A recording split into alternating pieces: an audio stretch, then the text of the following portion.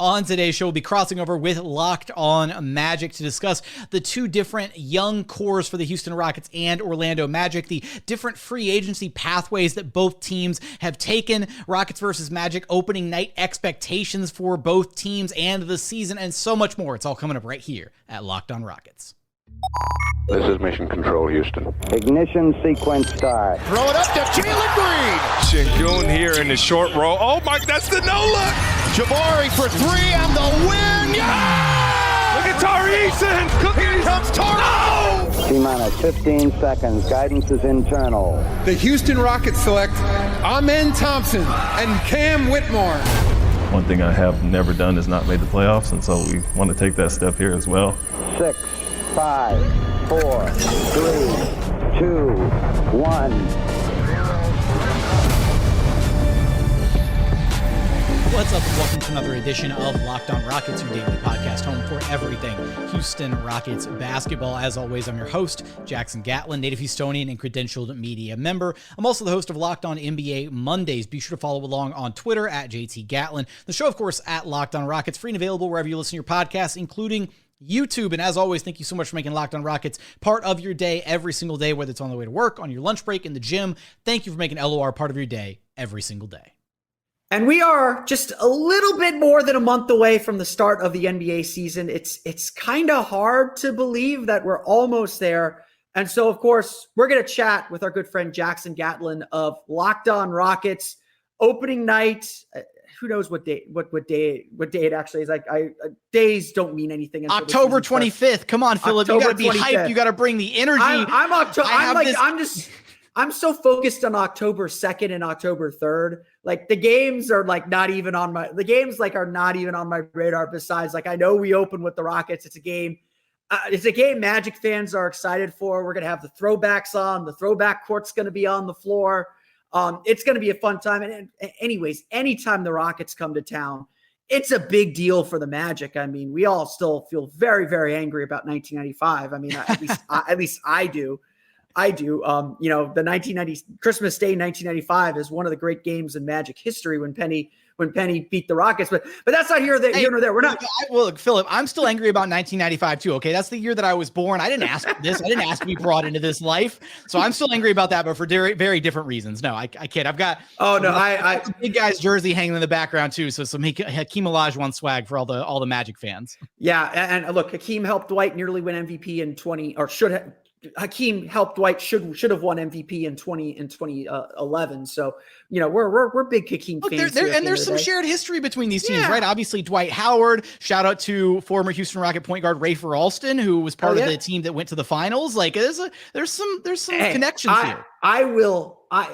Tracy McGrady. Obviously, I will always stand Magic Steve Francis. Francis, until Coutinho Mobley got traded, was a very, very fun and good player. Stevie franchise, man. That might go down as one of the few, like, honestly, like, kind of win-win trades in history where it's just like, I think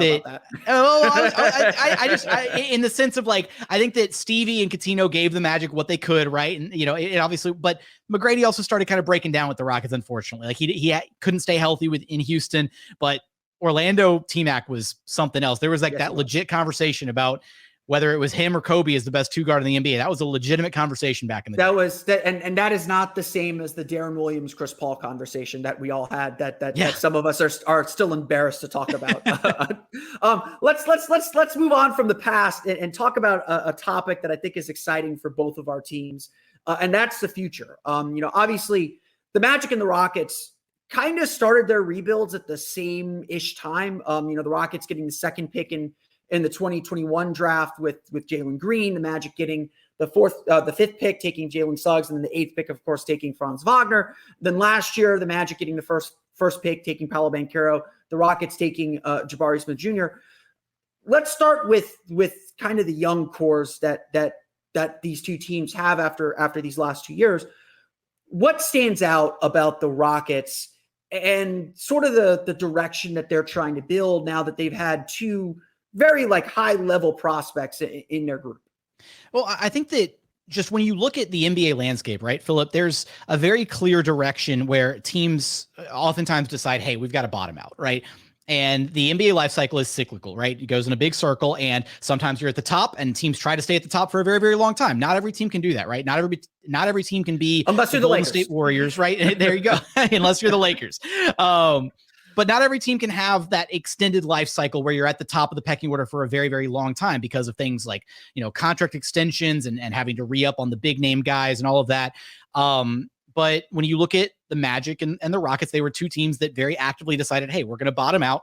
We're going to be bad for a few years. When you look at how the Rockets did it, right, they had to pivot in the immediate aftermath of the James Harden era, and they knew that they had a brief window of 2 to 3 years where they could be bad before the repercussions from the Chris Paul, Russell Westbrook trade from a few years ago started kicking in, where they owe their draft picks to the Oklahoma City Thunder. And so they had a brief window where they could be bad and still have control of their draft capital. And that's exactly what they did. In fact, the pick that turned into Jalen Green, they only had a 50% chance to keep that pick. It was actually terrifying on lottery night because had that pick fallen out of the top 4, it would have gone to the OKC Thunder, and the Rockets would have been set back a little bit in how they wanted to start their rebuilding process. They would have wound up with what turned into, I believe, the 18th pick in that year's NBA draft and not gotten one of the top prospects that year. So very fortuitous turn of events for the Rockets. You go through a 3-year gap where you were, frankly, one of the laughingstock teams of the NBA, but you come out of it with a core 6 of really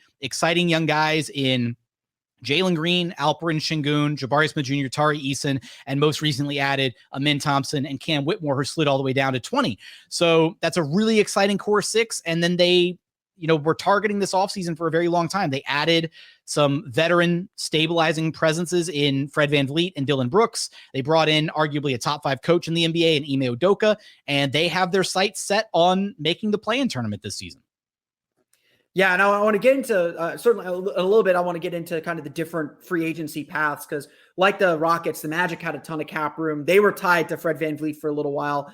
Decided not. Magic essentially decided to kind of sit on their hands and say, let's just let that money roll over for another year. And like you said, that the draft stuff, I think, played a little bit of a role. Played a little role of that. Well, I want to get to that. But just even on the point about rolling over the cap, right? It's because I think, and we've talked about this before over at Locked On NBA, is there's maybe this internal confidence with the Magic organization that the internal growth and what we saw, in the back half of last season is just going to translate into this next year, where they didn't necessarily need to fork over a bunch of money to a marquee free agent because this is a team that looks poised to really take the next step just with the guys that they already have this year.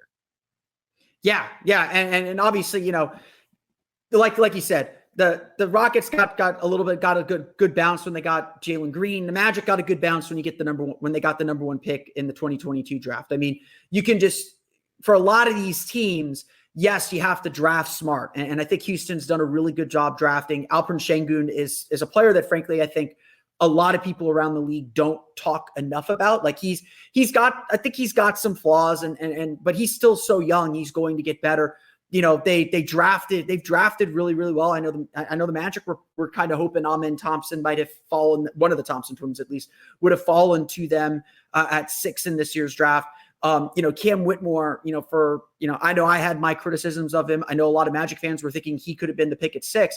That's a heck of a value to get at 20. Tari Eason is another guy that I think a lot of people outside of those who watch the Rockets, don't understand. Like correct me if I'm wrong. He's just an energy guy. He just does a lot of little things that help you win games. And what I found, you kind of mentioned it, like Orlando does seem to have this internal confidence with what they're building.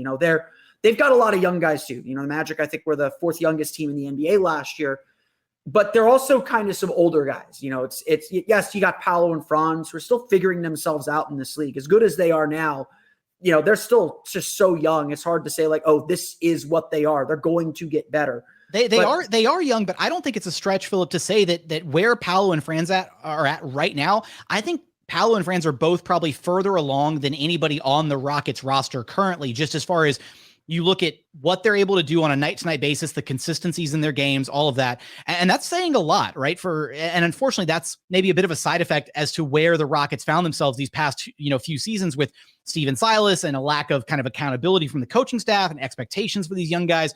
I think that Mosley has done a much better job kind of molding and cultivating an atmosphere of growth for those guys and getting to a point where they're very confident and clearly going forward. Those are the Magic's two guys, right? Like those are their two guys. You're building around those two guys. You've got your two cornerstones, right? The Rockets clearly still think Jalen is a cornerstone, but we don't really know like what Jalen's ceiling is, right? I don't know. I cannot sit here and confidently say Jalen Green's going to be the best guy on a championship contender one day. We just don't know that. We don't know that about any of the Rockets' young core because there's still so many question marks about these 6 young pieces. And I think this next season is going to be akin to what maybe last season was like for the Magic for Houston, where they take that step forward, you see that internal growth, and maybe they get close to the play-in and they don't quite sniff it. Although Ime Udoka has been very vocal about the fact that he's never missed the playoffs in his career and he wants to make it back again this next season. So yeah, and I think there's something to that. I mean, I would agree with that. You know, Jalen Green's an incredible talent. Like, don't get me wrong, his scoring ability is really fantastic. You know, the Magic saw that firsthand in the 2 matchups last year. When, you know, Houston came to Orlando early in the season, kind of wiped Orlando off the floor. You know, their shooting was just incredible. One of the Magic's weak spots defensively is they give up a lot of threes. Sometimes that burns them. And then the second game, Orlando was down 12. Like they were going to lose that game. And then they kind of slapped a zone on Houston, and Houston really kind of couldn't figure it out. At least not as well as they did the first time around, and Orlando got away. They've never seen a zone in their entire lives, Philip. That game drove me insane. I was irate. I was like, everybody knows how to beat a zone. You learn how to beat a zone in middle school. Like, Hey, we spoke about T-Mac earlier. T-Mac one time threatened to retire because the Timberwolves stuck a zone on him and he couldn't. And obviously, like T-Mac that year was playing by himself essentially. He threatened to retire after the game because he couldn't figure it out. It's amazing how little NBA teams know how to play zone defenses. Coming up, we continue our crossover conversation with Philip Rossman-Reich from Locked On Magic. We're going to get there in just one moment. First, today's episode is brought to you by Jase Medical. Everyone should be empowered to care for themselves and their loved ones during the unexpected. You don't want to be caught unprepared. That's why Jase Medical offers the Jase case. The Jase case provides 5 life-saving antibiotics for emergency use and gives you the peace of mind so that you're not just hoping that you have access to medication in an emergency. Jase Medical makes sure you have the medication in hand. Jase Medical is simple. They handle everything from the online evaluation to licensed pharmacy medication delivery and ongoing consultation and care. Don't get caught unprepared. Save more than $360 by getting these life-saving antibiotics with Jase Medical, plus an additional $20 off by using code LOCKEDON at checkout. That's jasemedical.com, JASE medical.com, promo code LOCKEDON. And continuing on here at Locked On Rockets, your daily podcast, home for everything Houston Rockets basketball. Getting ready to dive right back into our conversation, crossover episode with Locked On Magic's Philip Rossman-Reich. We don't know where Paolo's going to grow next. You know, I'm all aboard the hype train for Paolo Banchero. You know, it felt like what he did was very, very real, but now you got to do it again. And look, the company that he keeps, most of those guys do, statistically, the company that he kept last year, most of those guys do it again, except for Tyreke Evans. Tyreke Evans is like the outlier in that group of guys who averaged 20 points per game who just didn't turn into anything. And he didn't average 20, but I'm thinking like other rookie year phenoms who fell off. There's like Michael Carter Williams is one too, right? But like that was also like a historically weak draft. You know, that was the year Anthony Bennett was the number 1 pick. Magic fans would tell you Victor Oladipo should have won Rookie of the Year that season. But like there are very they don't get this wrong. Like number 1 picks usually don't bust, you know, dramatically, say for Kwame Brown and, you know, maybe Michael Olowokandi. Number 1 picks rarely bust. Rookies of the year especially rarely bust in major ways. You know, yes, there are some down years. You know, Malcolm Brogdon won Rookie of the Year one year. Michael Carter Williams won Rookie of the Year that year, and obviously Giannis turned into the best player in that draft, but no one knew that at the time. So we're all pretty confident that Paolo is going to be that level of player. Franz Wagner's consistently proven himself on big stages time and time again. Like I don't know how you feel about World Cup stuff, but like that's a huge stage. Those are high stake games. Those are elite. That's elite competition. the fact that, Franz Wagner did it at Eurobasket last year and then did it again at the World Cup and had good games against the US, against Canada, against teams with lots of NBA players, that makes you think like, okay, there's something to build around here. Franz to me screams, he's the type of player where I love his game. There's a certain like fluidity to it, like a kind of just a composure that he's got as a young player, that he just knows what he's doing on the floor. But then I think talent wise, if Franz was maybe your best player, you'd maybe be a little disappointed because you're like, okay, he's not quite good enough to be like a 1A option, but he is the exact kind of guy you want to be your 1B or your second option offensively. That's exactly his role. And that's exactly where he finds himself, with Paolo being kind of the engine for the Magic. And then Franz can just slot in right next to him. Yeah. And he's like, I mean, I mentioned this yesterday. I spoke with Gavin Shaw of Locked On Knicks. Like, Franz we all want Franz to have like that superstar mindset where, like, Jalen Green has that in like spades. Like, that Jalen Green will take 25 shots if you need him to take 25 shots.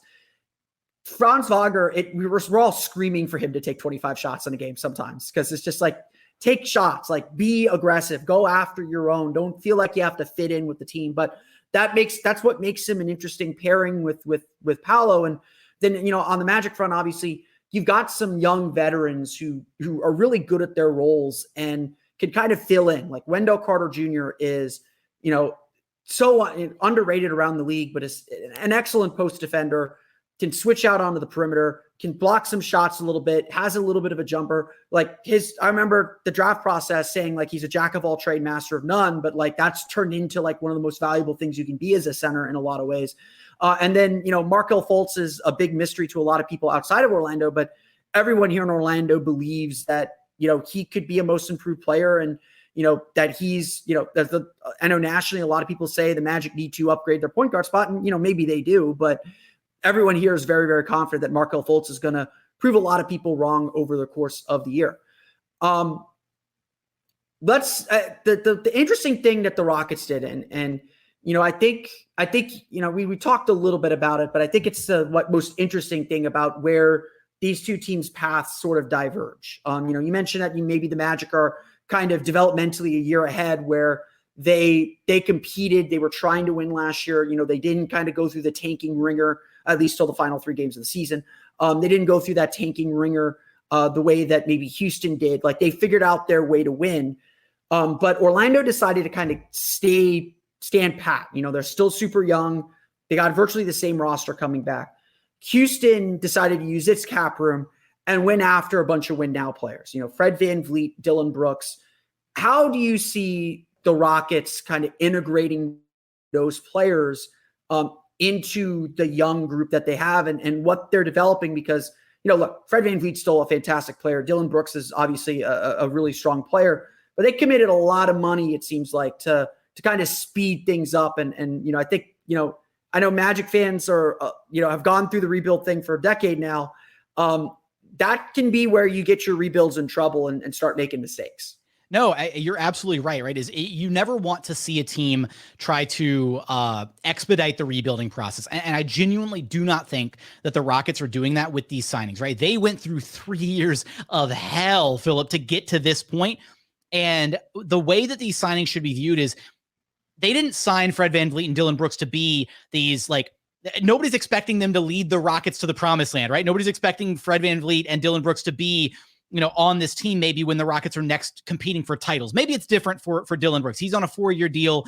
I think that deal is actually going to age really, really well as we see the NBA salary cap continue to grow, and Dillon Brooks is in the prime of his career right now. And you actually look at a guy like Dillon Brooks who, maybe there's some question marks about his game and, his touches on the court, his offensive production, but in a way, having that 4-year deal almost grants him like the security of, hey, I can be comfortable and confident in my role in the vision that this team has for me, to where he can just focus on the things now that he's good at, right? He can focus on just being the ace defender, take the toughest defensive assignment offensively, don't jack up bad shots, just stay in your lane, play your role, keep your head down, do the things you're supposed to do, be a leader. And I think at the end of the day, for both these guys, for VanVleet and for Dillon Brooks, they're going to be an extension of Udoka in the locker room, right? You need adults in the room for all these young guys. We saw in Houston what it looked like as a dumpster fire, just letting a bunch of 20, 21-year-old kids, 19-year-olds at times, go out there and just roll the ball out with no structure, no expectations. And at times it looked like AAU ball.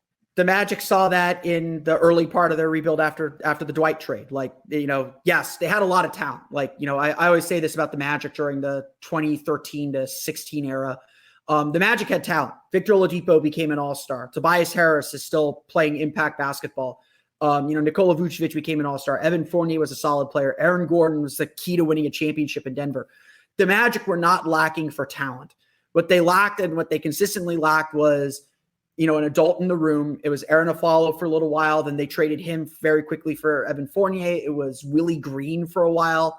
They tried to make it Channing Frye, but as we all know, and this is no offense to Channing because I love Channing. Channing is not an adult sometimes. And I think Channing in retrospect and has been very, very open about it as being like, I knew the moment I stepped in that Magic locker room that they weren't serious. And so I wasn't going to be serious. And so, well, and what's kind of funny is about that era of Magic basketball, right? Is at the end of the day, when you bottom out, when you tank, you want as many bites at the apple as possible to get your next star, to get your next, whether you want to call it engine, star player, go-to guy, number one option. There's a reason why tanking is a strategy. I am notoriously anti-tanking. I think it's bad. I think ultimately you're just playing the lottery and you're losing a lot.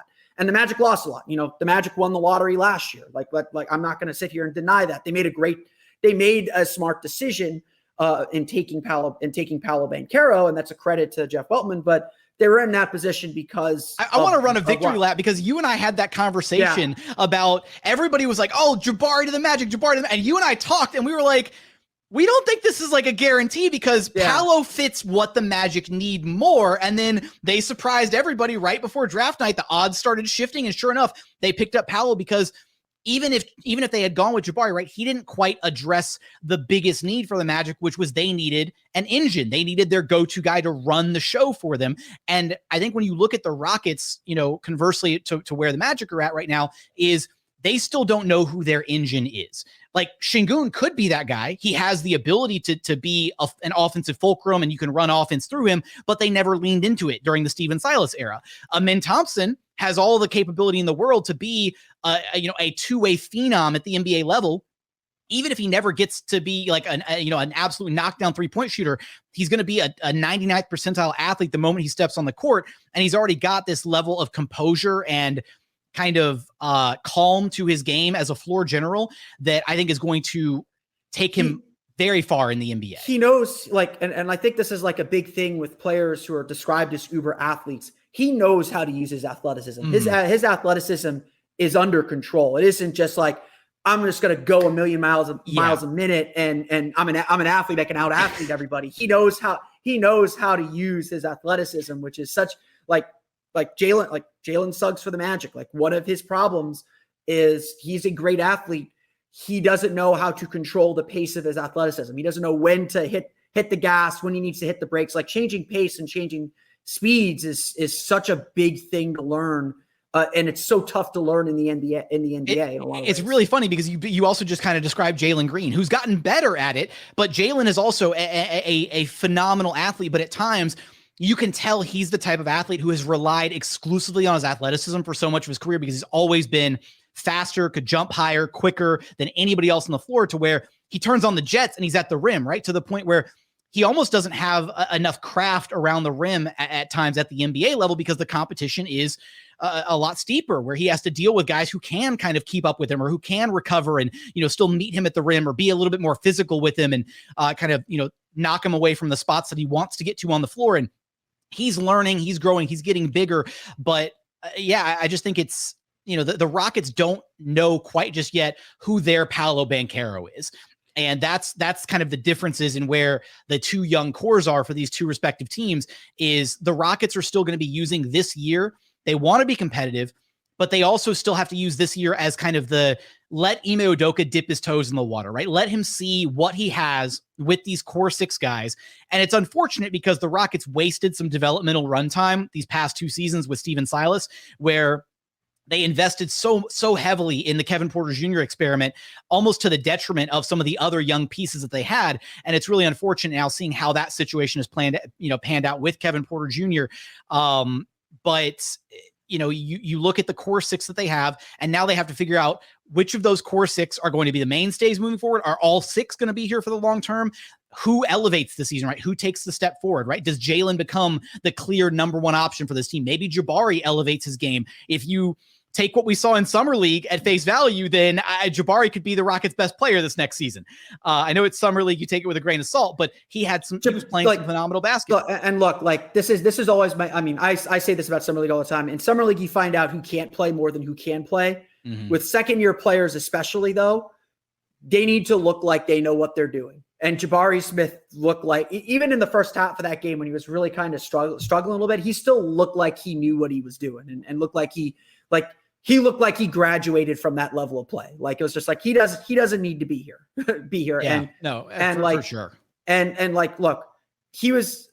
I mean, we talked about him endlessly that leading into the draft. Like it always felt like he was a player that didn't quite understand how good he was yet. Like he was just so unselfish and so and just able to fit in wherever he went. And going to a very good Auburn team that had some veterans, like a freshman's gonna fade into the background a little bit and he could still get his points that way.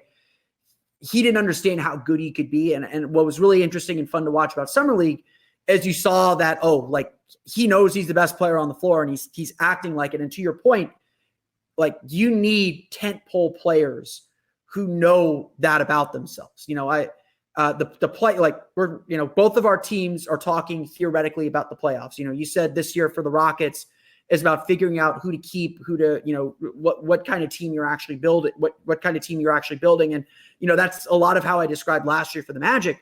This year for the Magic is figuring out, okay, what do we actually need to win? What does a winning team around Paolo Banchero and Franz Wagner look like? And you obviously can't ask those questions. Because you've identified, right? Because now it's, okay, exactly. We know Paolo, we know Franz, they're sticking around. How do we now build around them, right? The Rockets still don't know that. That's kind of where they're at, and that's what this season's about. Coming up, expectations for the season opener between the Houston Rockets and Orlando Magic, and so much more in our final segment. We're going to get there in just one moment. First, today's episode is brought to you by Bird Dogs. Look, you got to check out Bird Dogs if you haven't yet. They're going to be the best shorts that you have ever owned. I promise you that. I wasn't a shorts guy.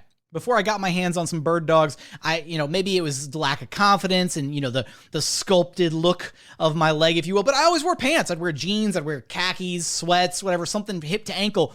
Got my hands on some Bird Dogs. Now I wear them all the time. They're so versatile. You can wear them just hanging out with friends. You can wear them out on a date night. Pool day, beach day, you can go swimming in them. They will be the most comfortable, most versatile shorts that you ever own. So go to birddogs.com/LockedOnNBA or enter promo code LockedOnNBA at checkout for a free Bird Dogs water bottle with every single order. So go get yourself some awesome shorts and a free water bottle. That's birddogs.com/LockedOnNBA for a free water bottle at checkout. You won't want to take your Bird Dogs off. I promise you that. And final segment here at Locked On Rockets, your daily podcast home for everything Houston Rockets basketball. Final leg of our conversation with Locked On Magic host Philip Rossman-Reich. But that brings me to something that I'm curious that I need your thoughts on, Philip. Where do Anthony Black and Jet Howard fit into this equation? Because this is a team that clearly wants to kind of continue the trend of playing competitive basketball that they keyed in on last season. So how is Mosley supposed to balance the development of adding two more rookies with also the expectations of being competitive, because that's also what the Rockets are going to have to do with Amen Thompson and Cam Whitmore. Cam Whitmore probably not going to be getting rotation minutes right out of the gate for the Rockets, but Amen Thompson is slated to be the backup point guard. I know there's plenty of Rockets fans who would love to see Amen Thompson get that free reign, 30 minutes plus every single night, just all the developmental run in the world, but that's not where this team is at right now. And that's also not where the Magic are at in regards to Black and Howard. Yeah, I mean, I think in that instance, it's like, and I think it's gonna be the way, you add in a Fred VanVleet and a Dillon Brooks, like those guys are going to play, and so now you're focused less on developing the whole player, and yes, the whole player still gets developed behind the scenes, but now you're really looking at focusing intently on how those guys contribute to winning and developing those aspects of their game. You know, I think for the Magic, like they drafted players who can do that. You know, like I've been telling people that I kind of think Jet Howard's going to have a better rookie year than Anthony Black because Jet Howard can shoot the ball and the Magic desperately need shooting. And so they can plug Jet Howard into the lineup, just say, hey, we're going to keep your role really, really simple this year. You know, you're just standing in the corner a little bit, relocate to the wing sometimes, you know, run in transition, do your best defensively. That's going to be how you contribute to the team, and you'll grow your game within that flow of the offense. You know, I think Anthony Black is in a really tricky spot, you know, an especially tricky spot. You know, my philosophy when you're drafting as high as the Magic were drafting at 6, you take the best player available and you figure it out later. Like you just cannot pass on talent. You know, I know people who said the Magic should have taken Taylor Hendricks. You know, certainly the Magic, you know, people thought that the Magic should have taken Cam Whitmore in that spot.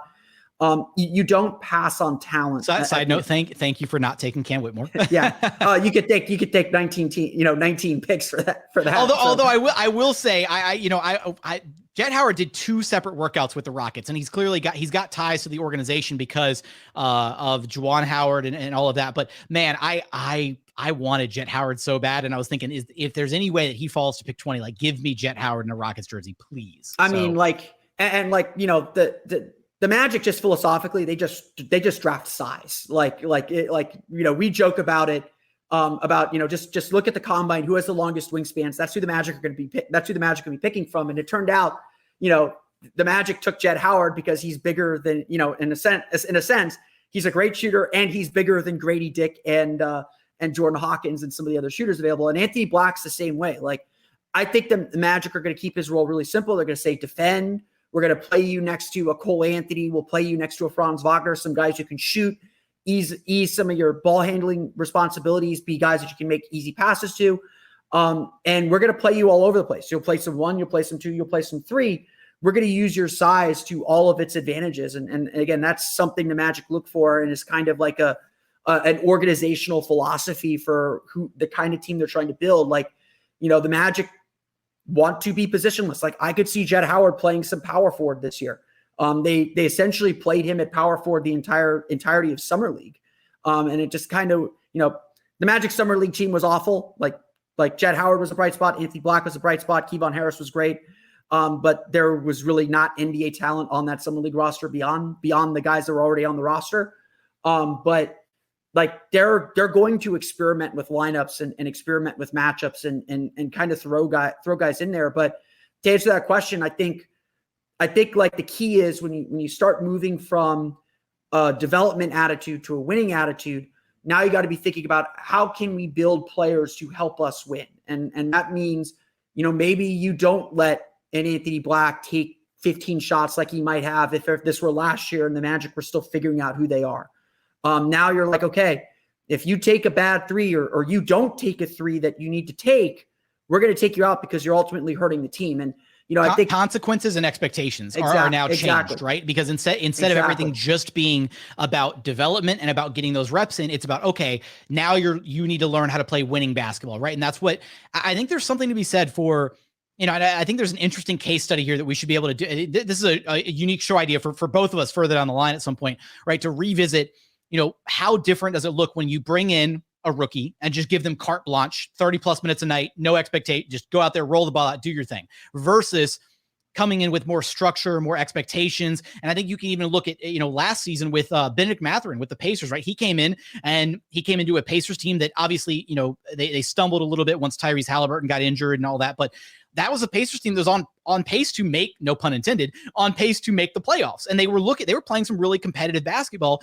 And Bennedict Mathurin was able to come in and play off the bench to where he had a very clearly defined role. And it wasn't just, hey, you're just going to go in there, get as many. No, you're playing within a system. We have a role for you to play, and we want you to excel in that role specifically. But to that point, and like this is, I think, something that's going to happen with our teams now is Mathurin came in, he still had a little bit of freedom. Like coming off the bench, you're playing against supposedly weaker players. Mm-hmm. You're playing against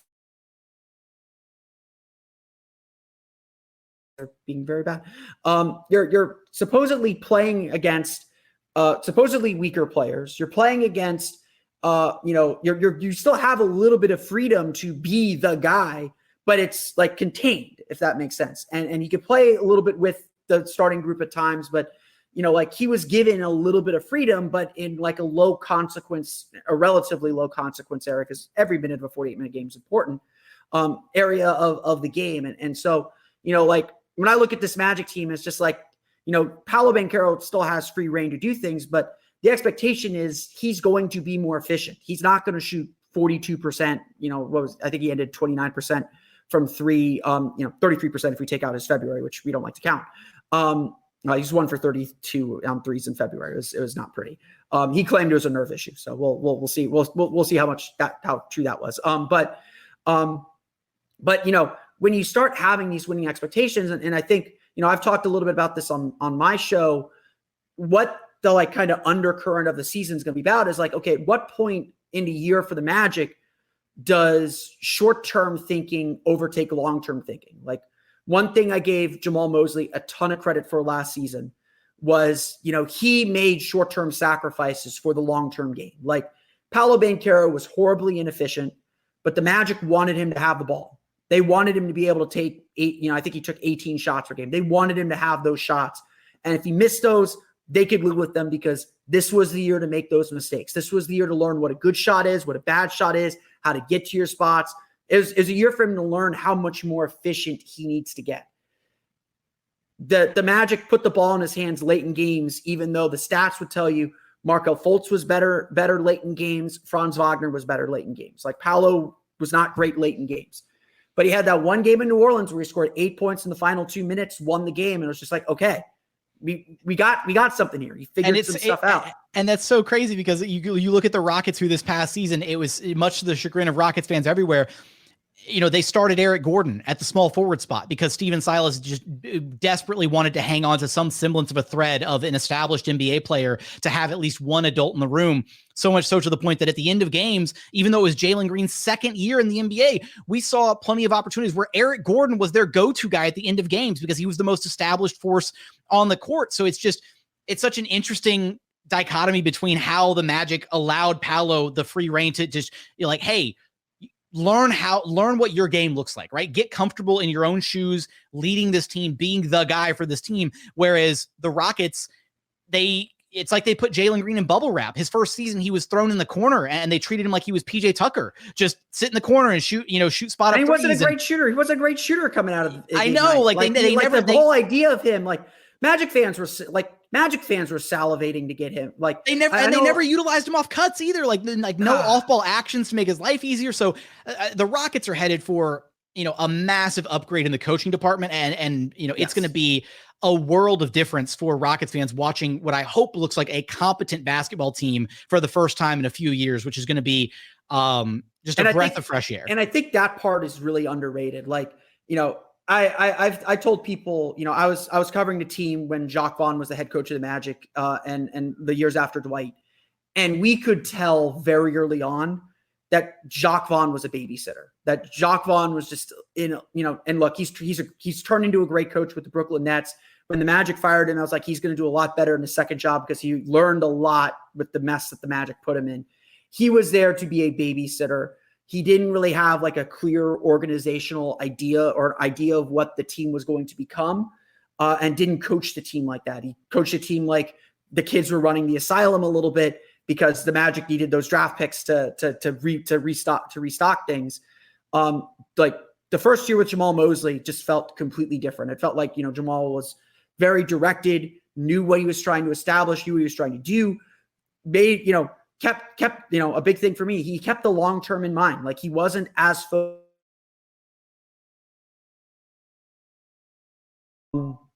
sorry, my internet I think is cutting out.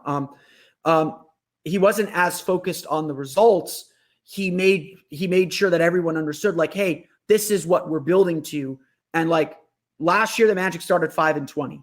I think a lot of young teams would have quit and, would have not necessarily quit, but they would have become about me. They would have gone like, hey, let me get my numbers. Let me start establishing myself, who I am to this front office as they continue to build for my next future contract. Cause all these guys are on rookie contracts or nearly expiring contracts. And instead the team rallied around, kept the long-term in mind, kept believing in what they were being taught, and ended the year 29-28. We're the last team eliminated from the Eastern Conference playoff picture, for whatever that's worth. I know out West that people will, I know you Western Conference people will say like, oh, that's nothing. Like that's 35 games. Whoop-de-doo. 34 actually. But like they stuck together and they found themselves a little bit. And so, a coach in these rebuild situations matters so much. Like it's like you can tell when you have it and you can tell when you don't. And if you don't have it, that's when you're in a heap of trouble. No, fully agree there. And that's where I think the Magic have a great coach in Jamal Mosley. And I think it's great that the organization has given him the runway to see his vision through, right? And it's unfortunate because pretty early on, I think the Rockets identified, hey, Steven Silas is probably in over his head, but they knew they were going to be bad for a few years. And it just didn't make sense to adjust, to try and get a moderate improvement over Steven Silas, because then they probably still would have had to revisit further down the line. You don't want to be changing coaches every year. Like exactly, changing right? coaches every year is a bad decision too. Yeah. Like you have to be stuck with a bad decision or give it, like I say this about Mosley a lot. Mosley is a 14-year assistant coach before he became a head coach with the Magic, but this was his first time being a head coach. He's making mistakes that rookies make. And as long as he's getting better at those, it's just like, okay, the long-term vision's there. He's figuring out the short-term stuff. Like he's probably going to make, first time with playoff and winning expectations on him. He's probably going to make some mistakes this year. And, they'll probably cost, they might cost the Magic a few games. And the question is, well, are these things he can learn from, or are these like fatal flaws that keep this team from getting where they want to go? And you can tell when they're fatal flaws. You can tell when it's just like, we had Steve Clifford here for a while, and Steve Clifford's a great coach. He's very good at what he's very good at. He's very bad at what he's not good at. And, Charlotte Hornet, Locked On Hornets, Doug Branson can tell you all about that too. We're all experts on Steve Clifford. But you hit a ceiling with a Steve Clifford. Coaches have ceilings, I think. And you'll know when you hit that ceiling. No, absolutely. And look, I know part of the reason we wanted to do this crossover, Philip, was because the Rockets and Magic, they start their seasons against each other. It's going to be, it's always really fun when these two teams face each other. What are you most looking forward to out of this matchup, opening night?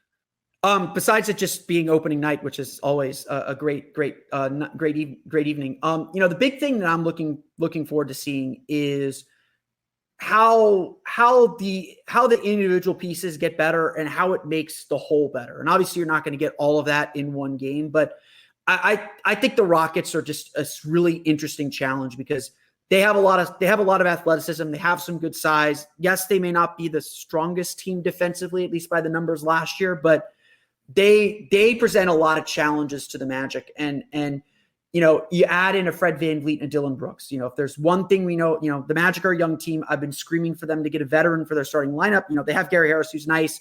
They added Joe Ingles, who's going to come off the bench. I'm not still sure what his role is ultimately going to be. Can you run us through for our Locked On Rockets listeners the projected starting five for the Magic this season? Yeah. So the starting five that I have is Markelle Fultz at the point. I still have Gary Harris at the 2, but I will say that I think it's Jalen Suggs' job to take. If Jalen Suggs takes a leap, particularly with his shooting, I think that he can ultimately slide in as the starting 2 guard. Gary Harris is an expiring contract. I love Gary Harris. I don't think he'll be back, but the Magic need the shooting, so who knows? But I have for now, I have Fultz, Gary Harris, Franz Wagner, Paolo Banchero, Wendell Carter, and then coming off the bench, you'll have Cole Anthony, Jalen Suggs probably, Anthony Black probably, if not him, Jett Howard, if not him, Joe Ingles.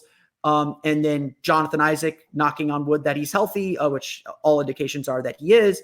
And then probably Mo Wagner as the backup center. So the other part of this thing that's really exciting is the Magic's bench was actually pretty good last year, production scoring wise, at least. It feels like they have a lot of depth. Like if Jalen Suggs falls apart like he sometimes does because he rolls an ankle diving for a loose ball that he didn't need to dive for, which is why we love him, but also why we're just like, Jalen, dude, stop. And he's a football player, so he will play through it. But it feels like they can replace depth this year in a way that they couldn't last year. Like every Magic player will tell you the reason they didn't make the playoffs last year, the reason they didn't make the play-in last year, was they started 5-20 because Markelle Fultz missed the first 20 games and Cole Anthony missed the majority of the first 20 games. So they played the first 25 games essentially with no point guard. And Jalen Suggs missed a good chunk of time with a concussion, a sprained ankle, and a million other injuries.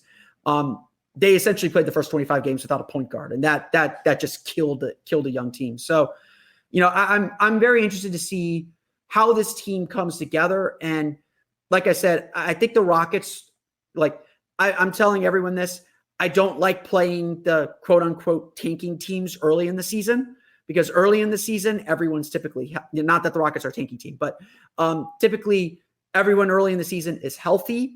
They're motivated. They still think they can win. You want to play them later in the season. So like the Magic go once they're nice and demoralized, exactly, right? Exactly. You want them to be beaten down by the passage of time a little bit. But the Magic play Houston and then at Portland the first two games of the season, and it's just Houston's going to be a dangerous team early because Fred VanVleet knows what he's doing. Dillon Brooks knows what he's doing. Ime Udoka knows what he's doing. They're going to be ready to play early in the season. And so I think it's going to be really interesting to see how the Magic approach this game because of the challenges that Houston presents. And also I think there's a little pressure to win this game because the Magic play this first game at home, and then they go out west for a 4-game road trip to start the season, which is just, to me, it's a little crazy, but you don't want to start the year, you don't want to start the year 0-1 and then lose 3 of 5 on that road trip. You want to get off to a good start. And again, I think it's going to be a nice little test between two young up and coming teams. It's always really fun revisiting teams that have these ties in the draft, right? So when the Rockets play the Pistons, it's always fun because Jalen versus Cade. This one's going to be especially fun. It's always fun watching Paolo and Jabari match up. I don't actually think I'm not 100% sure if they're going to check one another though. Because the Rockets' projected starting 5 is VanVleet, Jalen Green, Dillon Brooks, Jabari Smith Jr., and Alperen Sengun. I would not be shocked if Dillon Brooks is actually the primary defender on Paolo Banchero. Because Paolo is the Magic's best player, and Dillon Brooks has the size to deal with him. I wouldn't be shocked if that's actually his defensive assignment and they throw Jabari on Franz. Either wouldn't surprise me. I'd imagine there will be a lot of switching because that's just how things are done in the NBA. But just as far as tentative primary defender, do you want Jalen Green? Maybe you want Jalen Green guarding Markelle Fultz. If Fultz has shaven the head, he's back to looking like Washington Fultz. We'll see if he's back to playing like Washington Fultz. It's a fascinating matchup because Houston is one of those teams that has the size a little bit to deal with Orlando, and Orlando gets weird. And I am expecting them to try some funky lineups. Steve Kerr opened Pandora's box, and Paolo looked okay at center.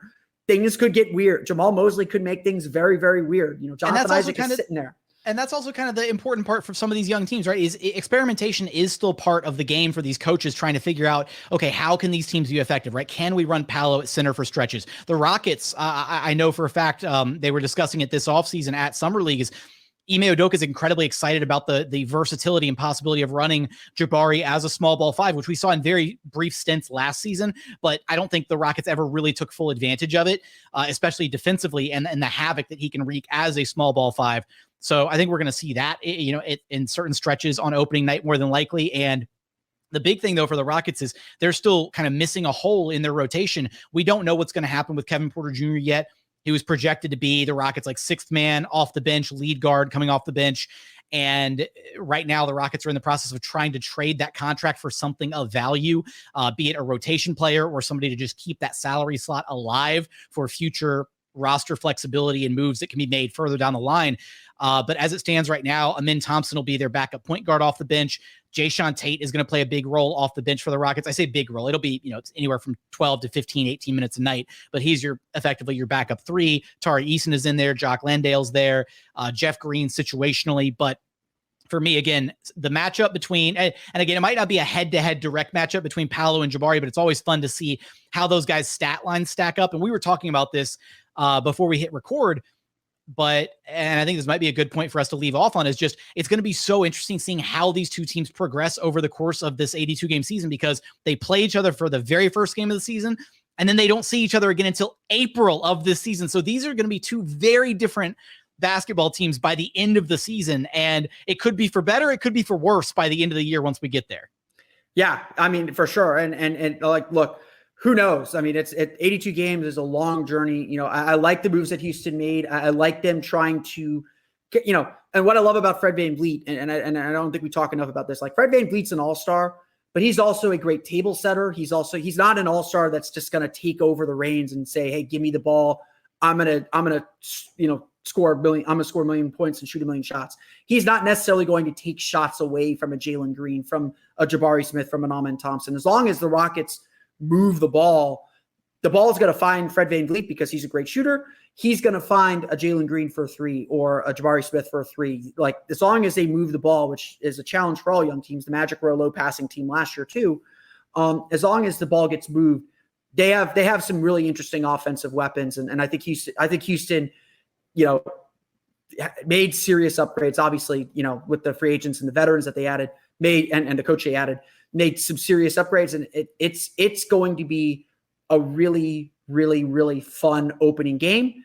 And, you know, obviously we'll see y'all in April. Maybe we'll see you in Vegas in December. Who knows? Anything could happen. And of course we'll see you in the NBA finals as always. Yeah, absolutely. A couple years down the line. Yeah. We got a 30th anniversary coming up in a couple years. So we gotta be ready to go. Both of our teams gotta be ready to go. Absolutely. It's going to be a ton of fun. Yeah. Jackson, I want to thank you for hopping on with me. You know, I'm everyone can see our socials below. Jackson, of course, the host of Locked On Rockets. I'm the host of Locked On Magic. Let's do this. Let's do this again sometime. Yeah, absolutely. Maybe a midseason check-in or something, see how these two teams are going. But likewise, Philip, always a pleasure to chat basketball with you. And thanks for having me on Locked On Magic. And thank you for this crossover and being a part of Locked On Rockets.